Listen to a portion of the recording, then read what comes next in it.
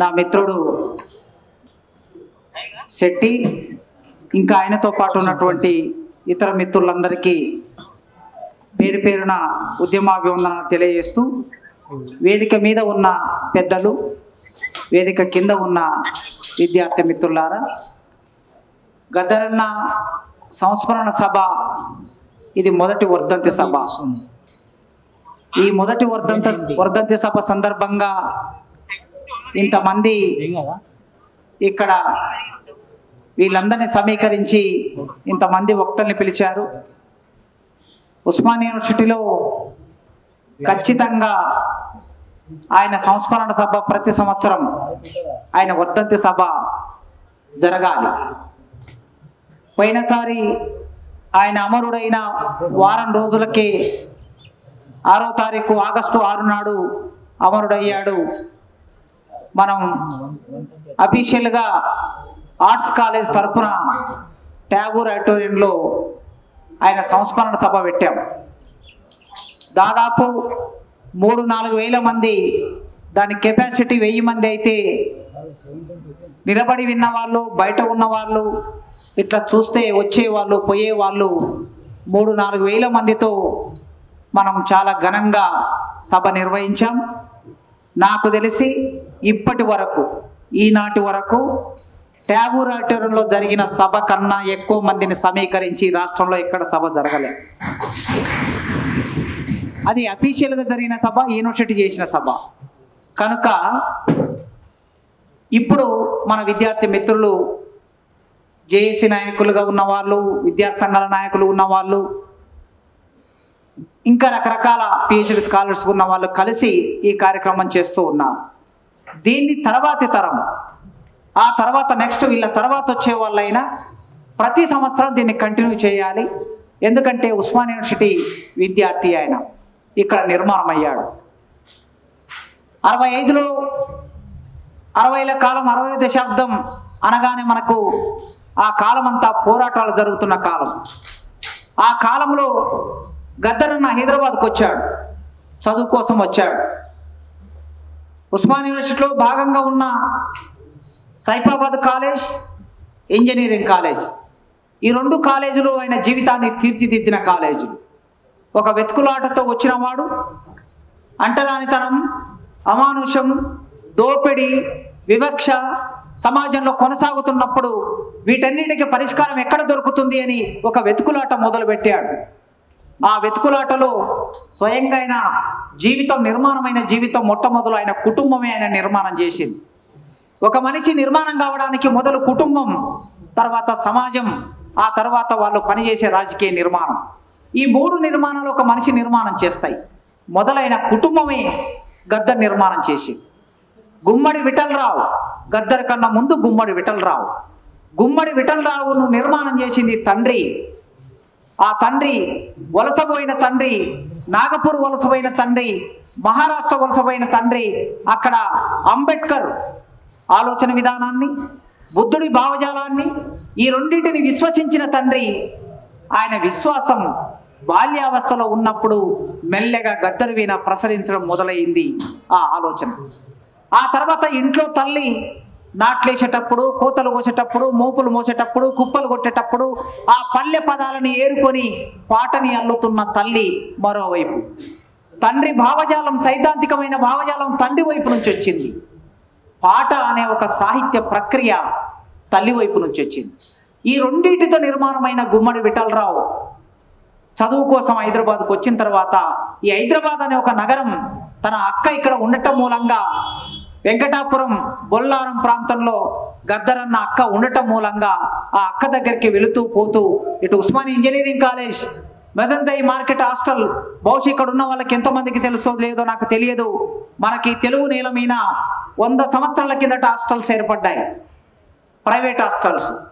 Reddy hostel 100 సంవత్సరాల కిందట ఏర్పడింది. సురవరం ప్రతాపరెడ్డి దానికి మొదటి కార్యదర్శిగా ఉన్నాడు. బ్రాహ్మణ హాస్టల్ ఏర్పడింది, వైశ్య హాస్టల్ ఏర్పడింది, గౌడ హాస్టల్ ఏర్పడింది, ముదిరాజ్ హాస్టల్ ఏర్పడింది, పెరిక హాస్టల్ ఏర్పడింది, పద్మశాలి హాస్టల్ ఏర్పడింది. గ్రామాల నుంచి హైదరాబాద్కు వచ్చి చదువుకునే ఆ పిల్లల కోసం ఒక వసతి ఇక్కడ ఏర్పడింది. కానీ దళితులు చదువుకోవడానికి వసతి లేదు. దళితులు చదువుకోవడానికి వసతి లేదు గనక వసతిని కల్పించడానికి ఆనాటి గవర్నమెంట్ ఒక ఆలోచన చేసి కాలేజీ విద్యార్థుల కోసం హాస్టల్ పెట్టింది మొజంజయి మార్కెట్లో. ఆ మొజంజయి మార్కెట్ హాస్టల్ GPO వెనక సైడ్ ఉంటుంది. అక్కడ హాస్టల్లో ఉండి అక్కడ నుంచి ఇక్కడి వరకు కాలినడకన ఇంజనీరింగ్ కాలేజీ వరకు నడుచుకుంటూ వచ్చేవాడు. 12 కిలోమీటర్లు అవుతుంది. ఈ 12 కిలోమీటర్లు నడక అలసట, పుస్తకాలు కొనాలన్నా, పెన్నులు కొనాలన్నా, జీవితంలో చిన్న చిన్న ఖర్చులు ఏమన్నా చేసుకోవాలన్నా ఇంటి నుంచి డబ్బు వచ్చే అవకాశం లేదు కనుక ఆయన ఒక బాలకార్మికుడి జీవితం మీలో కొందరికైనా తెలుసు. సాహు అనే ఒక రచయిత ఉన్నాడు. నీ కన్నీరు నా కన్నీరు కలిగినుళ్లకు పన్నీరాయి, ఒంటిగా ఓ శోకం పెట్టే చిన్ని తమ్మయ్య, నీ జంటగా నేనుంటారా చిన్ని తమ్మయ్య అని సాహు పాట రాస్తే ఆ పాటని గద్దరన్న పాడాడు. గద్దరన్న పాట పాడుతున్నప్పుడు ఇది నా బాల్యమే రాశావురా నీవు అని అనేవాడట సాహుతో. ఆయన ఒక ఇంటర్వ్యూలో చెప్పాడు, నీవు నా బాల్యమే రాశావు అంటే నా బాల్యము లాంటి కోట్లాది మంది బాల్యం ఇది. కింది కులాల నుంచి, కింది వర్గాల నుంచి వచ్చిన వారందరి బాల్యాన్ని నువ్వు కైగట్టి పాడావు. ఆ పాట నేను పాడుతున్నాను కనుక నన్ను గురించి నేను పాడుకుంటున్నట్లు ఉంది. అంటే ఆనాడు ఆయన యవ్వనములో, బాల్యములో కార్మికుడిగా, ఎలాంటి బాల కార్మికుడిగా ఎలాంటి జీవితాన్ని జీవించాడో దాన్ని ఒక్కసారి తిరిగి పాడే ఒక స్థితి ఆయనకు కలిగింది ఆనాడు. ఇది ఒక అంశం. అయితే జస్ట్ గద్దర్ బాల్యం మీకు తెలియడం కోసం ఇక్కడ ఉన్నటువంటి వాళ్ళు మీరందరూ కూడా సమాజ ప్రభావాలతో కుటుంబం నుంచి ఇక్కడికి వస్తారు కనుక ఒక మనిషి ఎట్లా నిర్మాణం అవుతాడంటే కుటుంబమే నిర్మాణం చేస్తుంది, తర్వాత సమాజ నిర్మాణం చేస్తుంది. ఆ నిర్మాణమైన వ్యక్తి వెతుకులాట ఒకటి మొదలైంది. గద్దర్ చాలా సీరియస్ రీడర్. మీకు తెలుసో తెలియదో చాలా లోతుగా చదువుతాడు ఆయన. ఆయనతో కలిసి పనిచేసే 15 సంవత్సరాలు కలిసి పనిచేసే అవకాశం, ఆయనతో కొట్లాడే అవకాశం, ఆయనతో వాదులాడే అవకాశం, ఆయనను కౌగులించుకునే అవకాశం, ఆయన మీద విమర్శ పెట్టే అవకాశం, ఆయన నా మీద అలిగే అవకాశం, నేను ఆయన మీద అలిగే అవకాశం. 15 సంవత్సరాలు మేమిద్దరం ఒకటే కమిటీలో పనిచేశాం కనుక ఆ మనిషి లోత్ ఎంత, ఆయన డెప్త్ ఎంత అనేది ఆయన ఉపన్యాసాల్లో, ఆయన పాటల్లో మీకు తెలుసు. కానీ చాలా సీరియస్గా అధ్యయనం చేసేవాడు. ఈ అలవాటు ఆయనకి ఎప్పటి నుంచి మొదలైందంటే ఆయన ఇక్కడ ఇంజనీరింగ్ కాలేజ్ చదువుతున్నప్పటి నుంచే మొదలైంది. మీరు రీడింగ్ హ్యాబిట్ లేకపోతే మీరు ఎన్ని మాటలు చెప్పినా వృధా. ఈ సమాజాన్ని నడిపించాలంటే, సమాజానికి నాయకత్వం వహించాలంటే నోటికొచ్చిన 4 మాటలు మళ్ళీ మళ్ళీ ఒల్లివేయటం మూలంగా లాభం ఉండదు. ఇవాళ వింటారు, రేపు వింటారు, 3వ రోజు ఇదే చెప్తారు కదా అనుకుంటారు. 4వ రోజు మన మాటలు వినాలంటే, మనం ముద్ర పడాలంటే మనం ప్రత్యేకంగా ఏదో మాట్లాడాలి. ప్రత్యేకంగా మనం ఏదో మాట్లాడాలంటే ప్రత్యేకమైన పుస్తకం మనం ఏదో చదవాలి. అది క్లాస్ రూమ్లో పాఠమైనా, బయట ఉపన్యాసమైనా, లేదా కార్యాచరణ అయినా అట్లా ఉంటేనే సాధ్యమవుతుంది. కనుక గద్దరన్న లోతైన రీడర్. ఆయన చేతిలో పడిన మొదటి పుస్తకం కుల నిర్మూలన. ఈ కుల నిర్మూలన పుస్తకం 1970లో ఆయన చేతిలో పడింది. అప్పటికి అంబేద్కర్ ప్రసరించలేదు తెలుగు నేల మీదకి, ఇంకా పూర్తిగా ప్రసరించలేదు. 1991 అంబేద్కర్ శత జయంతి వస్తే తప్ప అంబేద్కర్కి మనం పరిచయం కాలే మొత్తం సమాజానికి. ఏదో కొద్ది మందికి మాత్రమే పరిచయం అయినటువంటి అంబేద్కర్. అది మొదటి ప్రతి. కుల నిర్మూలన అనే పుస్తకం ఫస్ట్ ప్రింట్. అది ఆ ఫస్ట్ ప్రింట్ ఆయన చేతిలో పడిన తర్వాత ఆ పుస్తకాన్ని చదివాక వెతుకులాట ఏదైతే మొదలు పెట్టాడో, తాను అనుభవిస్తున్నటువంటి సమస్యకి పరిష్కారం ఎక్కడ ఉందో ఆ వెతుకులాటకి ఇక్కడ ఉంది అనుకున్నాడు ఆయన. ఇంకా తర్వాత మీకు తెలుసు ఆయన బుర్రకథ కళాకారుడుగా, జీవిక కోసం, బతుకుదెరువు కోసం బుర్రకథ కళాకారుడుగా మారాడు. తాను ఒక కళ ఉంది కనుక తనలో, ఆ కళతో తను ఏమైనా చేయగలడనే నమ్మకం ఉంది కనుక జేబీ రాజు గారి దగ్గరికి వెళ్ళి ప్రభుత్వం ఇచ్చినటువంటి, అంటే రేడియో టీవీలలో మనకి ప్రభుత్వ కార్యకలాపాలను ప్రచారం చేస్తూ ఉంటారు కదా, ప్రజల్లోకి తీసుకెళ్లడం కోసం అట్లా ఒక బుర్రకథ కళా బృందాన్ని ఏర్పాటు చేసుకొని ఆ బుర్రకథ కళా బృందంతో గ్రామాలకు వెళ్ళినప్పుడు మళ్ళీ అంటరానితనం వెంటబడింది ఆయనకి. కథ చెప్తారు, ప్రభుత్వ కార్యకలాపాలు చెప్తారు, ఆ ఊరి సర్పంచ్ గురించి చెప్తారు, సర్పంచ్ గొప్పతనం గురించి చెప్తాడు. సర్పంచ్ ఇంటికి భోజనానికి వెళ్ళిన తర్వాత మీరేముట్లు అనే ప్రశ్న ముందుకు వస్తుంది. మళ్ళీ అప్పుడు బయట కూర్చొని అన్నం తినవలసి వస్తుంది. ఇంత మేధస్సు ఉన్నటువంటి గుమ్మడి విఠలరావు, ఇంజనీరింగ్ చదువుకున్న గుమ్మడి విఠలరావు ఎక్కడ కూర్చోవాలి అన్నం తినేటప్పుడు? మళ్ళీ బయటనే కూర్చోవాలి. ఇంజనీరింగ్ కాదు కదా, అక్షరం ముక్కర అన్నటువంటి గ్రామ సర్పంచ్ ఒక రెడ్డో, ఒక వెలమనో, ఇంకెవడో ఉంటాడు. కానీ వాడు మాత్రం, వాడికి అక్షరం ముక్క రాకపోయినా సరే వాడు సామాజిక హోదా వాడికి ఒకటి ఉన్నది కనుక కులం వలన గద్దర్ను బయట కూర్చోబెట్టి అన్నం పెడితే మళ్ళీ తిరిగి మొదలయ్యింది, మళ్ళీ అన్వేషణ మొదలయ్యింది. ఇది ఇట్లా కాదు అని అనుకుని ఆయన అట్లా ఆ అన్వేషణలో, వెతుకులాటలో ఆర్ట్ లవర్స్ అనే సంస్థ బి నరసింహరావు గారు మా భూమి సినిమా ప్రస్తావన చేశారు కదా ఇంతకుముందు. మా భూమి సినిమా తీసినటువంటి బి నరసింహరావు గారు ఆయన భూస్వామి, 100 ఎకరాలు ఉన్నటువంటి భూస్వామి. కానీ ఆయన వామపక్షానికి నక్సల్బరీ రాజకీయాలకి ప్రభావితమైన వాడు కనుక వాళ్ళు ఆర్ట్ లవర్స్ అని ఒక సంస్థ పెట్టినప్పుడు ఆ సంస్థకి గద్దరన్నకు సంబంధించిన ఒక బంధువు తీసుకెళ్ళి గద్దరన్నని నరసింహరావుకు పరిచయం చేశాడు. నువ్వు పాటలు రాస్తుంటావు కదా, నువ్వు కవితలు రాస్తుంటావు కదా, వీళ్ళు కూడా పాటలు రాస్తూ ఉంటారు, కవితలు రాస్తూ ఉంటారు, నాటకాలు వేస్తూ ఉంటారు, వీళ్ళతో అయితే నీకు బాగుంటుంది స్నేహం అని చెప్పి తీసుకెళ్లి పరిచయం చేస్తే అప్పుడు గుమ్మడి విఠలరావు గద్దర్గా పరిణామం చెందాడు. ఇంతకుముందు అమ్మాయి వాడింది కదా, ఆపుర రిక్షోడు రిక్షంటా నేను వస్తా, బండోడు, యాక్చువల్గా అది బండి. ఆపుర బండోడు బండెంట నేనొస్తా, నిలుపుర బండోడు బండి మీన నేనొస్తా. ఆయన తరగని గని పుస్తకం ఉన్నది. ఏ విశ్వవిద్యాలయంలో ఏ తెలుగు డిపార్ట్మెంట్లో ఎవరు కూడా చేయలేనంత పరిశోధన అది. ఇప్పుడు పరిశోధకులు అంటే దుఃఖం వస్తుంది మాకు ఇప్పుడు పరిశోధకులను చూస్తూ ఉంటే. ఈ అట్ట మార్చి ఆ అట్ట మార్చి అక్కడ నుంచి ఇక్కడ తీసుకొచ్చి ఇక్కడ నుంచి అక్కడ తీసుకొచ్చి తీసి పెడతారు కదా.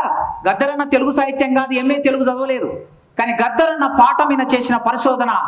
ఇక మనం ఒక గీత గీయవలసి వస్తే పాట మీద పరిశోధన తరగని గనికి ముందు, తరగని గనికి తర్వాత. ఇక తరగని గని ఒక పునాది, అది ఒక గీటురాయిగా మిగిలిపోతుంది.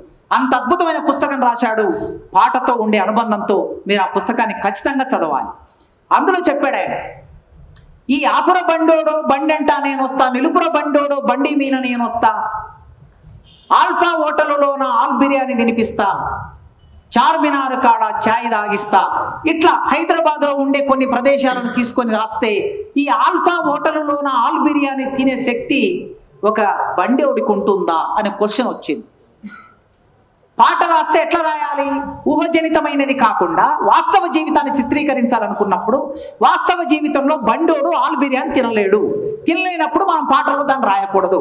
కనుక ఎట్లా జీవితం ఉంటే అట్లా రాయాలి అని వాళ్ళ డిస్కషన్లో వచ్చిన తర్వాత అప్పుడు ఆయన పాట మొదలుపెట్టాడు. ఇక ఒక ముఖ్యమైన విషయం ఏంటంటే, మా విప్లవ రచయితల సంఘం క్లాసులు పెట్టినప్పుడు 1971 అనుకుంటాను, క్లాసులు పెట్టినప్పుడు ఆ క్లాసులకి నరసింహరావు గారు, గద్దరన్న వీళ్ళందరూ కలిసి క్లాసులకు వచ్చారు. ఇంకా గద్దరన్నగా పరిణామం చెందాలి అప్పటికి గుమ్మడి విఠలరావే. 71లో క్లాసులకు వచ్చి క్లాసులు విన్నప్పుడు ఆ క్లాసులు ఎవరు చెప్తున్నారంటే నాజర్, ఉగ్గు కథ బుర్రకథ ఆనాడు తెలంగాణ రైతాంగ సాయుధ పోరాటంలో చెప్పి ప్రజలు చైతన్యం చేసినటువంటి నాజర్ అక్కడ పాఠం చెప్తున్నాడు క్లాసులో. ఏమని చెప్తున్నాడంటే, రచయితలారా, విప్లవ రచయితలారా, కొడవలిగంటి కుటుంబరావు, వరవర్రావు, చెరబండరాజు, త్రిపురనేని మధుసూదన్ రావు, కేవి రమణారెడ్డి, నిఖిలేశ్వర్, జ్వాలాముఖి, ఈ పేర్లన్నీ మీ అందరు తెలుసు సాహిత్యం చదువుకున్న వాళ్ళకి. పెద్దలందరూ కూర్చొని ఉన్నారు అక్కడ. నాజర్ ఏమన్నాడంటే, మీరు కవిత్వం రాస్తున్నారు, కథలు రాస్తున్నారు, నవలలు రాస్తున్నారు. ఈ నవల్లో, కథల్లో, కవిత్వంలో మీరు రాసేది విప్లవం. కానీ విప్లవం కావలసిన ప్రజలకి మీది ఏది అర్థం కాదు. మీరు రాసే కథ చదవడానికి వాళ్ళకి చదువు రాదు, మీరు రాసే నవల చదవడానికి వాళ్ళకి చదువు రాదు, మీరు రాసే వచన కవిత చదవడానికి వాళ్ళకి చదువు రాదు. చదువు రాని ప్రజలకు మీరు ఏం కమ్యూనికేట్ చేస్తారు విప్లవాన్ని? మీరు రాసే ఈ సాహిత్యం అంతా మధ్యతరగతి ప్రజలని విప్లవానికి సానుభూతి పరులుగా మారుస్తుంది తప్ప సామాన్య ప్రజల్ని, విప్లవకర వర్గాల్ని విప్లవకారులుగా మార్చడానికి మీ సాహిత్యం పనికిరాదు అన్నాడట. ఈ క్లాసు విన్నాడు గుమ్మడి విఠలరావు. విన్న తర్వాత ఇంటికి వెళ్ళాక నరసింహరావు గారితో డిస్కషన్ అయినప్పుడు ఏమిటి చెప్తున్నాడు ఆయన, మరి ఏం రాయాలి ఈ 3 కాకుండా? అప్పుడే వచ్చిన కవిత కూడా రాసేవాడు గద్దరన్న. ఏం రాయాలనుకున్నప్పుడు పాట రాయాలి. అప్పటికే చెరబండరాజు, సత్యమూర్తి గారు విప్లవోద్యమంలో ఉన్నాడు. శివసాగర్ పేరు మీద కవిత్వం రాస్తూ ఉన్నాడు ఆయన. ఆ శివసాగర్ పేరు మీద రాసిన నర్రెంగ చెట్టు కింద నరుడో భాస్కరుడా, కన్నెర్ర చేస్తివయ్యో నరుడో భాస్కరుడా, చాగంటి భాస్కరరావు, డాక్టర్ చాగంటి భాస్కరరావు నక్సల్బరీ పోరాటం అంటే శ్రీకాకుళ పోరాటంలో అమరుడైతే ఆ అమరుడు మీద రాశాడు ఆయన. నర్రెంగ చెట్టు కింద నరుడో భాస్కరుడా, కన్నెర్ర చేస్తివయ్యో నరుడో భాస్కరుడా, కన్నెర్ర చేసి నీవు నరుడో భాస్కరుడా, కథనాన దూక్తివయ్యో నరుడో భాస్కరుడా. ఇది శివసాగర్ రాసిన పాట. ఇక్కడ నర్రెంగ చెట్టు ఉంది, ఇక్కడ గండ్రగొడ్డలి ఉన్నది, ఇక్కడ కన్నెర్ర చేశావని ఉన్నది. ఒక కొత్త భాషని, కొత్త డిక్షన్ని తీసుకొచ్చాడు శివసాగర్ పాటలోకి. ఇది చూశాడు గుమ్మడి విఠలరావు. పాట అంటే ఇలా రాయాలి. అందుకే ఈ పాట నా తల్లి పాట. మీరు ఇంతకుముందు అమ్మాయి పాడారు, ఇంకెవరో పాడారు, మన మురళి పాడాడు. సిరిమల్లె చెట్టు కింద లచ్చుమమ్మ అనేది అది మామూలు పాట మాత్రమే కాదు, ఒక జీవితం. ఈ భారతదేశంలో ఉండే ఉత్పత్తి కులాల్లో ఉండే స్త్రీలందరి జీవితం, దళిత కులాల్లో ఉండే స్త్రీలందరి జీవితం. ఆ జీవితంలోకి పాట రాయాలి, పాటని విప్లవకరంగా మలసాలి, ఆ విప్లవకరమైన పాట ప్రజల వద్దకు వెళ్ళాలి. ప్రజల్ని విప్లవకారులు మార్చాలంటే గద్దర్ నుంచి తప్ప ఇంకెవరి నుంచి కాదు. అందుకే ఆయన ఆ పాటలోకి పదబంధాలని, విప్లవ సాహిత్యంలోకి అంటరాని పదాలని తీసుకొచ్చిన మొదటి విప్లవ కవి గద్దరన్న మాత్రమే.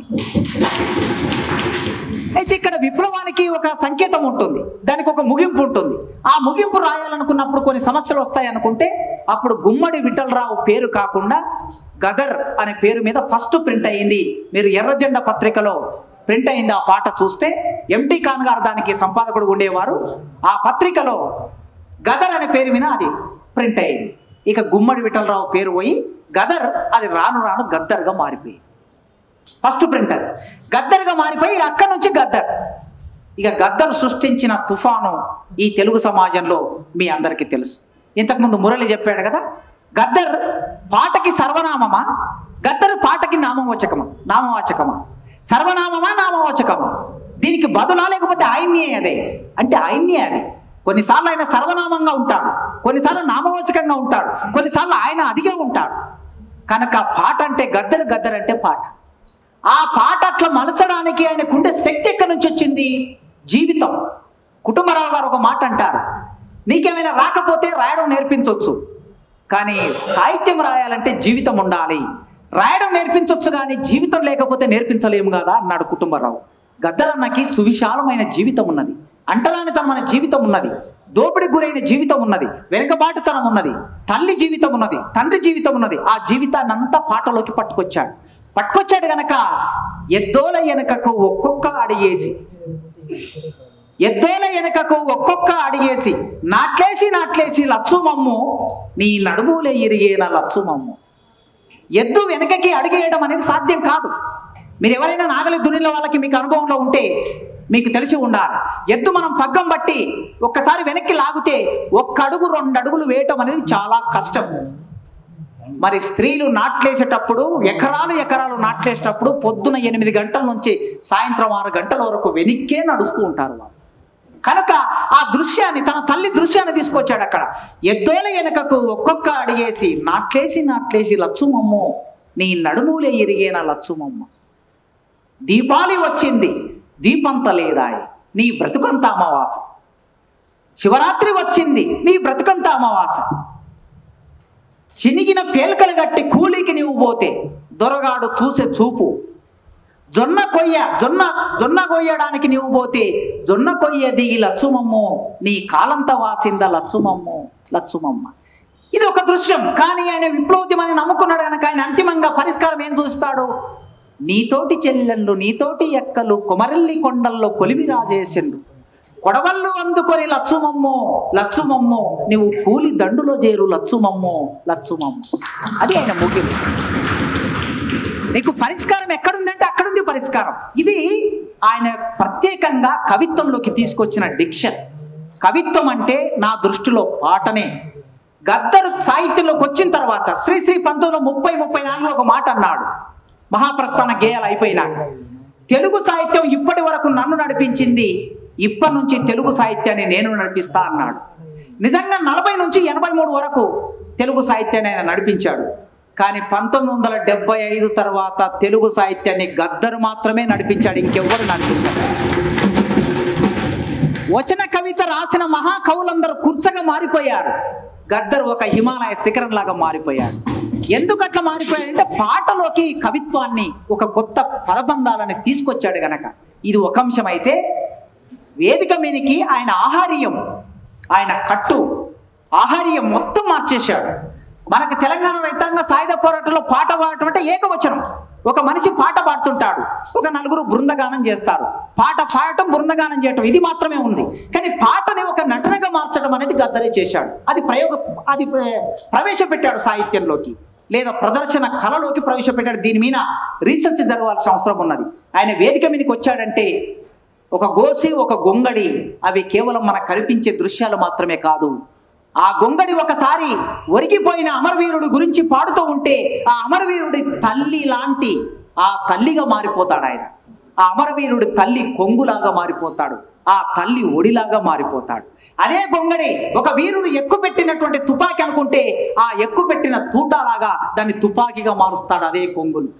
ఎన్ని రూపాల్లోకి అయితే అన్ని రూపాల్లోకి నవరసాల భరితమైన వ్యక్తీకరణ అది గద్దర్ వ్యక్తీకరణలోకి వచ్చింది.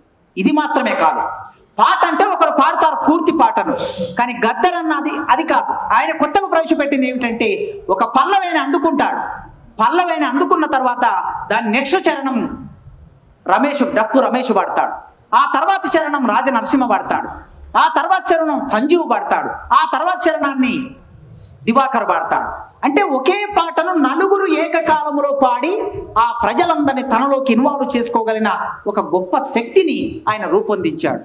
ఇది మాత్రమే కాకుండా ఆయన పాటని మొదలు పెట్టే ముందు ఒక రాగాన్ని, అది ఆదిమ రాగం, అది అంటరాని రాగం, వేల సంవత్సరాలుగా గుడికి బడికి ఊరికి దూరంగా ఉన్న రాగం, సంగీతానికి దూరంగా ఉన్న ఆ ఆదిమ రాగం ఏ అర్ధరాత్రు, ఏ అపరాత్రు, ఏ కోడి కూసరాత్రు ఆ ఒంటరితనాన్ని మర్చిపోవడం కోసం ఆ మంచె మీద కూర్చొని ఎత్తినటువంటి ఆ రాగం గద్దర్ అన్న వేదిక మీదకి తీసుకొచ్చి లక్షలాది మంది ప్రజల పరం చేశాడు. మనకి భావకవిత్వంలో కృష్ణశాస్త్రి ఉండేవాడు. కృష్ణశాస్త్రి ఆయన కటింగ్ ఎట్లుండేదంటే విప్పి కటింగ్ లాగా ఉండేది, ఇక్కడి వరకు దూకునేవాడు. ఆయన లాల్చి పైజామా వేసుకునేవాడు. ఆ రోజు కవులందరూ ఎట్లుండేవాళ్ళంటే కృష్ణశాస్త్రి లాగా, యువకులు కూడా కృష్ణశాస్త్రి లాగా మేము పంచెగట్టుకోవాలి, దువ్వుకోవాలి అనుకునేవాళ్ళట. మళ్ళీ అట్లాంటి ఒక వాతావరణాన్ని గద్దరన్న తీసుకొచ్చాడు. గద్దరన్నలాగా పాడాలి, గద్దరన్నలాగా ఆడాలి, గద్దరన్నలాగా గడ్డం పెంచుకోవాలి, గద్దరన్నలాగా గొంగడి వేసుకోవాలి, గోసి వేసుకోవాలి, రాగం తీయాలి. గద్దరన్న పాట లక్షల మందితో పాడిస్తాడు, లక్షల మందితో. మీరు రైతు కూలి మహాసభలు, వరంగల్లో జరిగిన రైతు కూలి మహాసభలు బహుశా మీరు అటెండ్ అయ్యే అవకాశం లేదు, ఎందుకంటే అప్పటికి మీరు పుట్టలేదు. ఇక్కడ ఉన్న చాలా మంది వేదిక మీద ఉన్న పెద్దలు ఉండి ఉంటారు. నేను 9వ తరగతి స్టూడెంట్గా ఆ సభలకు అటెండ్ అయ్యాను. 15 లక్షల మంది ప్రజలతో పాట పాడించాడు గద్దరన్న. ఇప్పుడు మురళి పాడినప్పుడైనా, ఏపూరు సోమయ్య పాడినప్పుడన్నా మీరు అందరు విన్నారు కదా, మీ చేత పాడించారు వాళ్ళు. ఇక్కడ ఉన్న 100 మంది 200 మంది పాడతారు, గద్దరన్న 15 లక్షల మందితో పాడించాడు. అట్లా 15 లక్షల మంది పాడగలిగిన ఒక పల్లవి ఒక చరణాన్ని రూపొందించడం అనేది ఎంత సరళంగా రూపొందించగలడో గద్దరన్న అంత సరళంగా రూపొందించి మనకి పరిచయం చేశాడు. కనుక గద్దరన్న ఒక సిద్ధాంతాన్ని నమ్ముకున్నాడు. ఆ సిద్ధాంతాన్ని గద్దరన్న వదిలేశాడని ఎవరైనా అనుకుంటే అది వారి చర్చకే వదిలేస్తున్నా. నేను గద్దరన్న ఎన్నడూ తాను నమ్ముకున్న సిద్ధాంతాన్ని వదిలేయలేదు, ఎన్నడూ వదిలేయలేదు. నన్ను అరెస్ట్ చేసి జైల్లో పెట్టిన తర్వాత గద్దరన్న నా దగ్గరికి వచ్చాడు, ఇక్కడికే డిపార్ట్మెంట్కి వచ్చాడు. డిపార్ట్మెంట్కి వచ్చినప్పుడు ఒక మాట అన్నాడు, మనకు ఒక వ్యూహం ఉండాలి, ఒక ఎత్తుగడ ఉండాలి. ఈ దేశంలో ప్రజల సమస్యలకు పరిష్కారం ఏమిటంటే సాయుధ పోరాటం తప్ప ఇంకో పరిష్కారం లేదు, నేను నమ్ముతున్న మార్గం అది.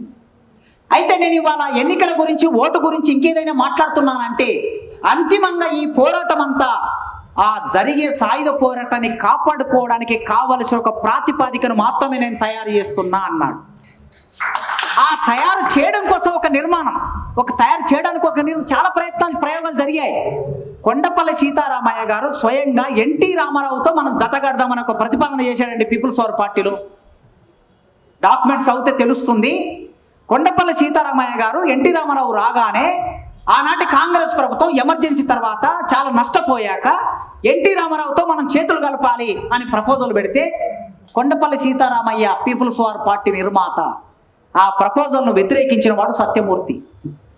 ఎందుకు ప్రపోజల్ పెట్టాడు? పార్టీని కాపాడడం కోసం ప్రపోజల్ పెట్టాడు. దాని మంచి చెడులు వేరే సంగతి. అట్లా గద్దరన్న ఒక మార్గం అనుకున్నాడు, దాన్ని కాపాడడం కోసం మార్గమే తప్ప గద్దరన్న ఇప్పుడేదో వెళ్ళి పార్లమెంట్లో కూర్చొని లేకపోతే అసెంబ్లీలో కూర్చొని ఇక్కడ కూర్చొని ఇంకేదో ఆయన కొత్తగా బాదుకునేది ఏమి లేదు. గద్దరన్న చరిత్ర చెరిపేస్తే చెరిగిపోయేట్లాంటి చరిత్ర కాదు, అది మట్టి చరిత్ర. చాలా మంది గద్దరన్న విమర్శలు రాశారు. చనిపోయిన తర్వాత ఒక సంస్కారం ఉంటుంది సమాజానికి. చనిపోయిన మనిషి గురించి మాట్లాడొద్దని ఒక సంస్కారం ఉంటుంది, చెడు మాట్లాడొద్దని ఒక సంస్కారం ఉంటుంది. ఏదైనా సిద్ధాంతపరమైన చర్చ పెట్టవచ్చు, దాని మీద ఎవరికి భిన్నాభిప్రాయం ఉండక్కర్లేదు. సిద్ధాంతపరంగా ఎంతైనా వాదులాడుకోవచ్చు. చనిపోయిన వ్యక్తి గురించి కూడా సిద్ధాంతపర చర్చ చేయొచ్చు. కానీ వైయక్తికమైన దాడి చేయటం అంటే మన మానసిక వైకల్యం అంటాం. దాన్ని మానసిక వైకల్యంలోకి వెళ్ళి గద్దరన్న మీద దాడి చేశారు. ఇవాటి సందర్భంలో ఒక్క విషయం చెప్పి ముగిస్తా, సమయం ఎక్కువ తీసుకున్న 10 నిమిషాలు. ఇవాళ సుప్రీంకోర్టు తీర్పు వచ్చింది మొన్న ఆగస్టు 1వ తారీఖు నాడు. ఈ సుప్రీంకోర్టు తీర్పు వచ్చిన సందర్భంలో గద్దరన్న గురించి మాట్లాడుకోకపోతే అసంపూర్ణ వాక్యం అవుతుంది, అసంపూర్ణ ఉపన్యాసం అవుతుంది. 1994లో ఎంఆర్పిఎస్ ఉద్యమం వచ్చినప్పుడు ఇక్కడ హైదరాబాద్కు 1,00,000 మందితో 96లో వచ్చినప్పుడు ఈ 1,00,000 మంది ఉద్యమానికి ఆనాటి పీపుల్స్ వార్ పార్టీ మద్దతు తెలియజేసింది, విప్లవ రచయితల సంఘం మద్దతు తెలియజేసింది. దీనికి గద్దరన్న సంఘీభావ కమిటీ ఏర్పడి దానికి చైర్మన్ ఉన్నాడు. ఇక్కడ సిఎల్ యాదగిరి అన్ననే ఉదాహరణ, ఆయనే సాక్ష్యం. సంఘీభావ కమిటీ దేనికి సంఘీభావ కమిటీ? ఎస్సీ రిజర్వేషన్ వర్గీకరించాలనే న్యాయమైన డిమాండు, మాదిగలు అడుగుతున్నది న్యాయమైన డిమాండు. ఈ డిమాండ్ నెరవేరవలసిందని ఒక కమిటీ ఏర్పాటు చేసి కన్నబిరాన్, బాలగోపాల్ గారు, ఎంటీ ఖాన్ గారు మేధావులందరినీ సమీకరించి ఒక కమిటీ ఏర్పాటు చేసి దానికి సంఘీభావ కమిటీ పెట్టి దానికి చైర్మన్గా గద్దరన్న ఉన్నాడు, చైర్మన్ ఉన్నాడు ఆయన.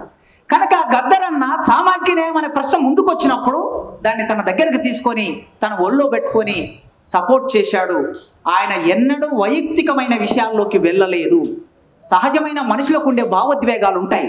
భావోద్వేగాలు అనేటటువంటివి సహజంగా ఎవరికైనా వ్యక్తం అవుతాయి, ఎవరు వాటికి అతీతులు కారు. కనుక గద్దరన్న వదిలిపెట్టిన ఆశయాలు ఇవాళ మన ముందున్నాయి. సాహిత్యంలో నేను మొదటి నుంచి ఆయన అమరుడైన రోజు నుంచి చెప్తున్నాను, ఇప్పటికి 5 వ్యాసాలు రాశాను. గద్దరన్న సాహిత్యంలో ఒక యుగకర్త. ఆయన ఆ యుగకర్తగా ఆయనను మనం విస్తృతంగా ప్రచారం చేయాలి, లేకపోతే సాహిత్యం మన పరం కాదు. గురజాడ యుగకర్త అయ్యాడు, శ్రీశ్రీ యుగకర్త అయ్యాడు, గద్దరన్న యుగకర్త ఎందుకు కాడు? ఖచ్చితంగా అవుతాడు. కనుక ఒక యుగాన్ని సృష్టించి ఆ యుగాన్ని నడిపించి ఆ యుగాన్ని శాసించినటువంటి గద్దరన్న తెలుగు సాహిత్యంలోకి ఒక కొత్తదనాన్ని తీసుకొచ్చాడు. సాహిత్యాన్ని ప్రజల పరం చేశాడు. ప్రజల పరం చేసిన ఆయన ఆశయం అంటరానితనం పోలే, అణిచివేత పోలే, దోపిడి పోలే, సామ్రాజ్యవాద దేశాల దోపిడి పోలేదు, భూస్వాముల దోపిడి పోలేదు, అది ఇంకా కొనసాగుతూ ఉన్నది. వాటి నిర్మూలన కోసం పనిచేయటమే మన ఆచరణలో మనం పనిచేయటమే ఆయనకిచ్చే నిజమైన నివాళి. ఆయన వెంట ఒక 25 సంవత్సరాలు నడిచాను. ఆ 25 సంవత్సరాల కాలంలో 15 సంవత్సరాలు కలిసి పనిచేశాను. ఆయన నుంచి నేను ఎంతో నేర్చుకున్నాను. ఆయన ప్రతిపాట నాకు కంటత వచ్చు. అంతగా నన్ను ప్రభావితం చేసిన గద్దరన్నకి ఈ వేదిక మీద నుంచి నివాళి అర్పిస్తూ మా శెట్టి ఆయన 1998లో మేము తెలంగాణ స్టూడెంట్ ఫ్రంట్ పెట్టినప్పుడు ఆయన మాతో నడిచాడు. ఇక్కడ ముగ్గురే ఉన్నాడు మాతో నడిచిన వాడు. శెట్టి నడిచాడు, దరువెల్లన నడిచాడు, వరంగల్ రవి నడిచాడు. ఈ వేదిక మీద ఉన్న ఈ ముగ్గురు 1998 సంగతి చెప్తున్న మిత్రులారా. అప్పటికి ఇవాళ మంత్రులుగా ఉన్నోళ్ళు, ముఖ్యమంత్రులైన వాళ్ళు తెలంగాణ గురించి ఎవరు మాట్లాడని రోజు ఇదే ఆర్ట్స్ కాలేజ్, ఇదే రూమ్ నెంబర్ 57లో 98 అక్టోబర్ 14వ తారీఖున సంఘం ఏర్పడితే 98 డిసెంబర్ 7వ తారీఖు నాడు ఇక్కడ సభ జరిగింది. ఈ సభలో దరువెల్లన్న పాట పాడాడు. ఈ సభలో ఆయన వరంగల్ రవి పాట పాడాడు. శెట్టి ఒక కార్యకర్త, ఆయన వెనుకుండి పనిచేయడానికి చాలా వెనుకుండి పనిచేస్తాడు. నిజాం కాలేజీలో మా పిల్లల మీద దాడి చేశారు. ఒక సంఘం దాడి చేస్తే మన పిల్లల్ని రక్షించుకోవాలంటే మళ్ళీ తిరిగి మనం వెళ్ళాలి అని అంటే మనం జస్ట్ మాట్లాడొద్దామని వెళ్ళాం. ఒక 20-30 మంది మాతో పాటు నవీన్ కూడా వచ్చాడు. వెళ్ళిన తర్వాత అక్కడికి వెళ్ళాక ఒక నాయకుడు వచ్చి ఇట్లా నా చెయ్యి గిడ పట్టుకున్నాడు. నేను ఇట్లా హ్యాండ్ మట్ చేసుకునేవాడిని, ఈడ పట్టుకున్నాడు. అవతలి సంఘం విద్యాసంఘం నాయకుడు ఈడ పట్టుకుంటే ఇక బూతు వేదిక మీద చెప్పకూడదు కనుక చెప్పట్లేదు, నా వెనుకనే ఉన్నాడు ఆయన. ఆ బూత్ అందుకొని అక్కడ ఒక కట్టె ఉంటే చెట్టు ఉంటే చెట్టును విరిసి వాడిని కింద పడేసి కొట్టాడు. అట్లాంటి మిలిటెంట్ ఈయన పోషించి ఎన్నో దాడులు, దౌర్జన్యాలు, అన్ని రకాల కేసులు, నిర్బంధాలు ఇవాళ ఎవరైనా చెప్పుకోవచ్చులే. తెలంగాణ ఉద్యమంలో నాయకులు కావచ్చు, ఏమైనా కావచ్చు, కానీ ఒక చరిత్ర గడిచిపోయింది. ఆ చరిత్ర వెంట గద్దరన్న మాతో పాటు ఉన్నాడు. తెలంగాణ జనసభ ఏర్పడింది 98లోనే. ఆయన జనసభలో, బహిరంగ సభలో ఆయన ఉపన్యాసకుడు, ఏర్పాటులో ఉపన్యాసకుడు. తర్వాత తెలంగాణ ప్రజాఫ్రంట్ పెట్టాడు. ఎందుకోసం పెట్టాడు? తెలంగాణ జేఏసీ ఏర్పడింది అటువైపు. సార్ ఇక్కడనే ఉన్నాడు, జేఏసీ చైర్మన్. అటువైపు జేఏసీ ఏర్పడి ఉన్నది. ప్రజాఫ్రంట్ ఎందుకు అవసరం వచ్చింది? ఇదొక చరిత్ర కదా. ఎందుకు అవసరం వచ్చింది? ఒక చరిత్ర కదా. ఆ చరిత్రని క్రియేట్ చేశాడు గద్దరన్న. అట్లాంటి గద్దరన్న మీన సామిడి జగన్ రెడ్డి భారతదేశ ప్రజాకవి గద్దర్ అనే ఒక 1000 పేజీల పుస్తకాన్ని రాశాడు. గద్దరన్న జీవిత చరిత్ర. ఈ 1000 పేజీల పుస్తకంలో చాలా సమాచారం ఉంది. ఎందుకంటే ఈ పుస్తకం అశాంతం చదివాను. మొదటి పేజీ నుంచి చివరి పేజీ వరకు చదివి దీనికి నేను ముందు మాట రాశాను. ఈ పుస్తకం మీ అందరికి ఒక సోర్స్గా ఉంటుందని. అట్లే సూర్యం గద్దరన్న రచనలన్నిటిని ఒక్కొక్కటి బయటికి తీసుకొస్తున్నాడు ఫౌండేషన్ పేరు మీద. ఇప్పటికీ 2 వచ్చేసాయి, ఇది 3వది కూడా వచ్చినట్టుంది. మనం 4 వచ్చాయి, 4 రచనలు వచ్చాయి. అవన్నీ మనం కొని చదవటం వలన ఆ పుస్తకం నిలబడుతుంది. ఆయన రాసిన రచనలు మన సమాజంలోకి వస్తాయి. ఆ ప్రయత్నం మీరందరూ చేయాలని నాకు ఈ అవకాశం ఇచ్చినందుకు, 10 నిమిషాలు ఎక్కువ ఇచ్చినందుకు మీ అందరికీ ఉద్యమాభివందనాలతో ముగిస్తున్నాను.